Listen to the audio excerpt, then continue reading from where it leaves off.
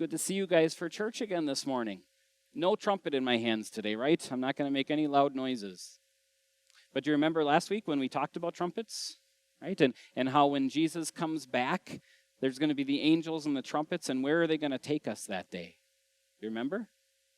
They're going to take us to heaven, right? Yeah, they're going to take us to heaven. Even Malachi got it, right? Take us to heaven, and we'll be with him forever there. But this morning, I wanted to talk a little bit about what heaven's going to be like. Do you ever think about that? What are we going to look like in heaven? We don't really know. Jesus tells us it's going to be a perfect place, and he's going to give us perfect bodies, but we don't know exactly what that looks like. Do you think everyone is going to be 40 years old? Maybe 30 years old? 20? Right, what's the perfect age, right? Depends who you ask. Yeah. But there's something unusual about the Bible account we just heard. If you guys were listening when Jesus showed himself to Thomas, right? Jesus says that our bodies in heaven will be like his, but when he showed himself to Thomas, did you hear what Jesus still had in his hands?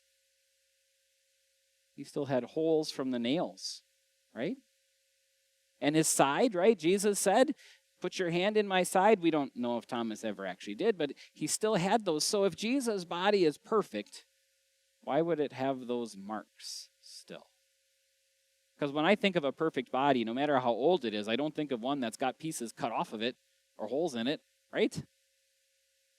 So why does Jesus have those? It's a good question, right? Now, I could just say, ask your moms and dads. But I think a lot of grown-ups don't even think about that. Why does Jesus have those marks in a perfect body? Well, I'm going to tell you, I think it's because those marks aren't marks of weakness. Those are marks of victory, right?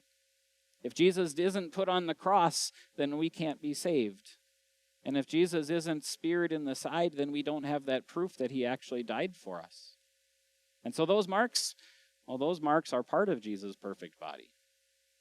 Let's fold our hands this morning. Let's thank him for that promise that we have before Malachi gets all the way gone. We'll fold our hands. Jesus, we thank you that you came into this world and died on the cross. As we see those marks after your resurrection, the marks on your hands and the wound in your side, help us to realize that those aren't marks of loss, but marks of victory.